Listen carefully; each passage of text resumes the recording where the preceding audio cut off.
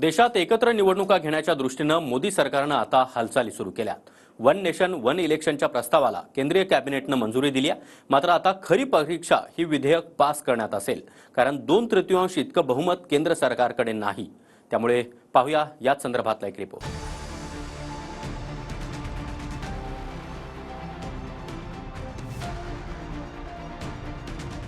One nation one election अर्थात लोकसभा निवडणुकीसोबतच राज्याच्या विधानसभा निवडणुका घेण्यासाठी मोदी सरकारनं एक पाऊल पुढे टाकले। माजी राष्ट्रपती रामनाथ कोविंद यांच्या समितीचा अहवाल मंजूर करत प्रस्तावाला मोदी सरकारच्या कॅबिनेटनं मंजुरी दिली। वन नेशन वन इलेक्शन का स्वागत है, बिल्कुल स्वागत है। वन नेशन वन इलेक्शन का स्वागत है, बिल्कुल स्वागत है। रामनाथ कोविंद समितीनं शिफारस केली होती की लोकसभा विधानसभा निवडणूक एकत्र व्हाव्यात। लोकसभा विधानसभेच्या एकत्र निवडणुकीनंतर 100 दिवसांच्या आत स्थानिक स्वराज्य संस्थांच्या म्हणजे नगर परिषदा महापालिकांच्याही निवडणुका एकत्र घेण्यात याव्यात।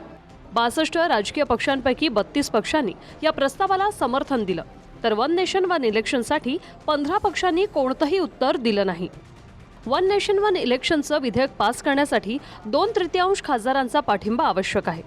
कोविंद यांच्या समितीनं 191 दिवसात 21,558 लोकांच्या प्रतिक्रिया घेण्यात आल्या। लोकसभेत 362 खासदार आणि राज्यसभेत 163 खासदारांची मोदी सरकारला आवश्यकता असेल। भाजप आणि एनडीएकडे लोकसभेत 293 खासदार आहेत, त्यामुळे विधेयक पास करण्यासाठी मोठी कसरत असेल। अर्थात विधेयक पास झालं तर 2029 पासूनच वन नेशन वन इलेक्शनला सुरुवात होईल। 2 टप्प्यात एकत्र निवडणुका घेतल्या जातील। पहिल्या टप्प्यात लोकसभेसोबत काही राज्यांच्या आणि नंतर 1 ते 1.5 वर्षाच्या अंतरात असलेल्या राज्यांच्या एकत्रित निवडणुका होतील। There is a widespread support for simultaneous elections in the country. इसीलिए एनडीए सरकार की कैबिनेट ने आज सर्वसम्मति से इन रिकमेंडेशंस को एक्सेप्ट किया और इसका इम्प्लीमेंटेशन 2 फेजेस में होगा, जैसा कि कमेटी के रिकमेंडेशंस में है। फर्स्ट फेज में लोकसभा और असेंबलीज के इलेक्शंस को साइमल्टेनियस कराने का प्रयास होगा। वन नेशन वन इलेक्शनला मात्र काँग्रेसनं विरोध केलाय। भारतात हे चालणार नाही असं काँग्रेसचे अध्यक्ष मल्लिकार्जुन खरगेंनी म्हटलंय। हम तो उसको नहीं मानते, ये नहीं चलने वाला है डेमोक्रेसी में। ये डेमोक्रेसी को टिकाना है तो जब जब चाहिए तब इलेक्शन करना पड़ेगा। आता मला वाटतं कपिल शर्मा शो हे इलेक्शन कमिशन चालवायला लागणार आहे, कारण एका बाजूला जम्मू काश्मीर आणि हरियाणा सोबत महाराष्ट्राची निवडणूक घेऊ शकत नाहीत।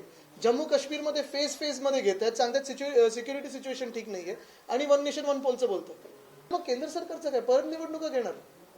म्हणून मी सांगतो ना की कुठेही स्पष्टता नाहीये। त्यांनी जे काल आणि आज कॅबिनेटमध्ये मंजूर केले वन नेशन वन पोल, निवडणुका लांबवतायत, निवडणुका लवकर घेणार, मुळात त्यांना निवडणुका घेण्याची हिंमतच नाहीये आणि मग वन नेशन वन पोलचं बोलतात। देशात सारख्या निवडणुका आणि आचारसंहितेमुळे थांबणारी सरकारी कामं, पैसा तसंच वेळेच्या अपव्ययामुळे सोबत निवडणुका घेण्याचं आवाहन पंतप्रधान मोदींनी केलं होतं।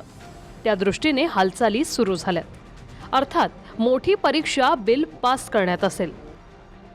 Bureau report, TV9 Marathi.